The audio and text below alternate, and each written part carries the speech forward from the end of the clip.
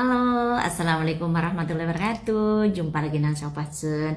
Aku sedih, pagi-pagi aku diomelin majikan. Gara-garanya aku ngomelin majikan. Kenapa aku ngomelin majikan? Karena ada salah satu PMI telepon aku, katanya, Bu, aku nggak mau di sini, aku mau pindah majikan, aku dikerjakan di luar job. Lah bukannya kamu jaga nenek gitu, kok dikerjakan di luar job? Iya, aku disuruh bersihin rumahnya majikan gitu kan. Mereka kan tinggalnya di flat, terus lah kok kamu mau gitu kan waktu yang pertama itu. Udah besok-besok jangan mau ya, nggak boleh itu. Kalau memang kamu disuruh lagi kamu hubungin aku, jangan mau ya. Iya tapi disuruh lagi gitu ya. Akhirnya telepon aku, pokoknya aku pindah, aku nggak mau di sini, aku dikerjakan di luar job, pokoknya ini udah melanggar gitu. Oke, nggak usah pindah ya, aku selesaikan dengan majikan gitu kan. Lah majikan kemarin dia telepon nggak diangkat, hari ini diangkat kebetulan. Terus aku bilang langsung, aku biasa tuh kalau nggak suka aku langsung ngoceh itu, kenapa kamu mengerjakan anak seperti ini nggak boleh, itu melanggar prosedur, melanggar peraturan dan lain-lain gitu kan. Terus majikan ngedengerin aku ngoceh dulu gitu kan. Terus majikannya juga ngomong, memang anak nggak ngomong. Ngomong apaan? Aku bilang, kan aku ada bayar bersihin 3 kamar ya, udah gitu kan. Aku bayar 600, bukannya nggak aku bayar. Setiap bantuin di sini itu aku ada bayar 600. Dalam hatiku, anak nggak ngomong ya tiwasi aku ngomel-ngomel duluan gitu. Oh gitu, ya udah tapi jangan lagi disuruh ya, aku bilang gitu. Ya udah kalau memang kamu melarang, kalau memang nggak boleh, anak nggak mau, ya udah. Aku juga nanya dulu sama anak, kamu bantuin bersihin rumah aku mau nggak? Nanti aku bayar. Anaknya bilang mau.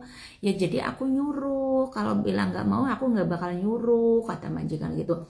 Aku kan nggak enak. Terus aku telepon anaknya, Mbak, katanya kamu tuh dibayar ya 600 di saat disuruh bersihin eh, rumah majikan. Aku bilang gitu kan. Itu kan 3 kamar katanya 3 jam. Kamu dapat uang dari majikan, dapat juga gak dari jaga ama, kan dua-duanya dapat. Tapi kalau kamu nggak dibayar, baru ngadu ke aku yang nggak dibayar gitu. Sedangkan kamu dibayar, kenapa nggak ngadu? Aku dibayar bu, gitu kan. Aku nggak enak, tiwase aku ngoceh duluan gitu. Anaknya diem tanpa kata-kata sama sekali. Aku kan nggak enak sama majikan. Jadi kalian kalau memang dibayar, kalian mau, itu jangan ngadu ke agensi kalau minta pindah kayak gitu ya. Jadi semua masalah bicarakan dengan agensi dengan baik gitu ya. Jangan sedikit-dikit itu pindah itu bukan jalan yang terakhir, tapi selesaikan dulu dengan baik. Apakah masalah bisa diselesaikan atau tidak? Majikan juga dengan enak hati, ya udah aku nggak bakal nyuruh lagi ya, aku minta maaf tapi aku ada bayar kok, bukan gratis. Aku ngerti nyuruh anak itu pakai duit gitu kan, aku nggak enak jadinya gitu. Tiwase aku ngomel-ngomel gitu ya. Jadi ya yang baik dikeluarkan juga, jangan jeleknya aja yang dikeluarkan gitu. Dibayar nggak ngomong gitu kan, sangat nggak baik gitu menurut aku sih ya. Jaga amat dapat duit, bersihin dapat duit gitu, dua-duanya dapat kan. Padahal kan nggak seharian gitu kan, cuma berapa jam, 3 jam 600. Lumayan sih kalau menurut aku, lumayan juga sih, daripada nungguin ama di rumah juga ngeliatin ama aja bosen. Ya udah bersihin dapat duit sampingan gitu. Tapi kalau nggak mau ya nggak apa-apa sih gitu. Itu memang sebetulnya juga tidak boleh, itu juga dilarang begitu.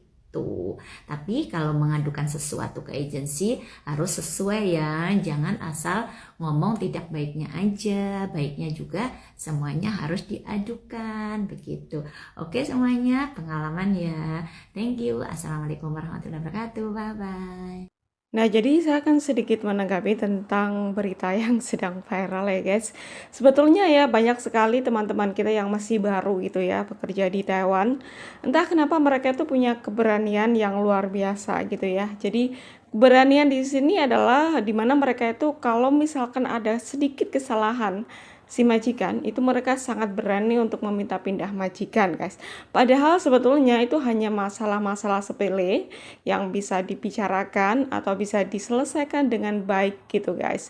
Jadi seperti kita ketahui ya guys, bahwasanya sekarang itu di Taiwan itu tidak mudah mendapatkan majikan atau job, karena saya tahu banyak teman-teman yang masih berada di agensi ya menunggu job juga.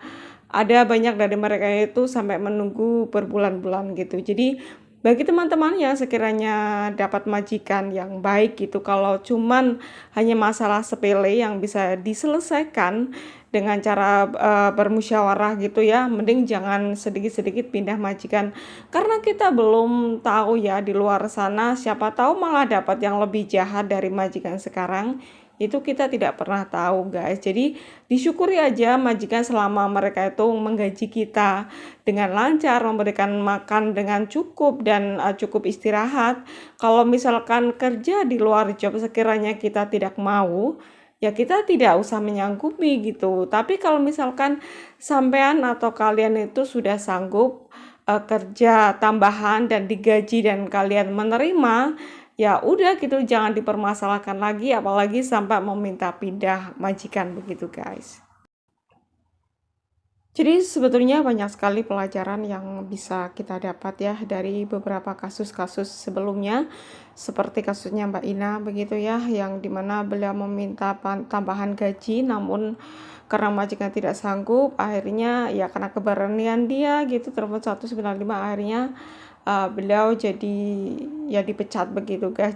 Dan juga ini bisa kita jadikan pelajaran ya guys, kalau semisalkan kalian memang benar tidak sanggup ya, tapi harus ada alasan yang kuat gitu. Kalau semisalkan masalahnya masalah-masalah sepele, agensi juga pasti akan mikir-mikir gitu guys untuk mencarikan kalian majikan yang baru. Dan video ini juga menuai banyak sekali komentar dari para netizen ya, khususnya para TKI atau TKW yang sedang mais rezeki di luar negeri, di Taiwan ya khususnya. Mereka juga banyak yang menyayangkan ya atas apa yang dilakukan si mbaknya ini.